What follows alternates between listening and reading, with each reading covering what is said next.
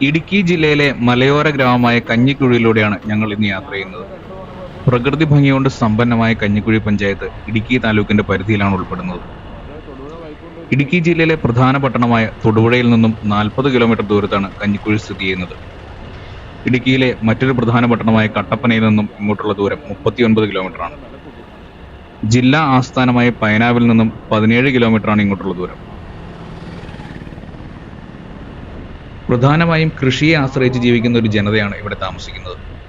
കുരുമുളക്, ഏലം, കാപ്പി, റബ്ബർ, മരച്ചീനി, വാഴ, തെങ്ങ് എന്നീ വിളകളാണ് ഇവിടെ കൂടുതലും കൃഷി ചെയ്യുന്നത്.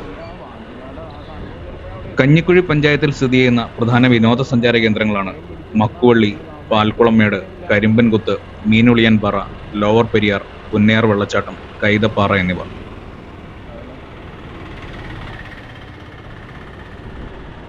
കഞ്ഞിക്കുഴി പഞ്ചായത്തിലെ പകുതിയിലധികം പ്രദേശങ്ങളും നിബിഡ വനങ്ങളും മലഞ്ചെരിവുകളുമാണ്.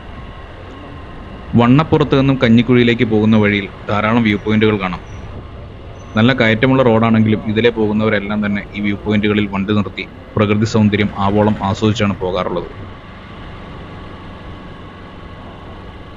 ഇടുക്കിയിലെ ഓരോ മലയോര ഗ്രാമത്തിലെത്തുമ്പോഴും പ്രകൃതി ഭംഗി ആവോളം ആസ്വദിക്കാം എന്നതിലുപരിയായി വളരെ നിഷ്കളങ്കരായ, സ്നേഹസമ്പന്നരായ, കഠിനാധ്വാനികളായ ഒരു കൂട്ടം ആളുകളെയും കാണാം.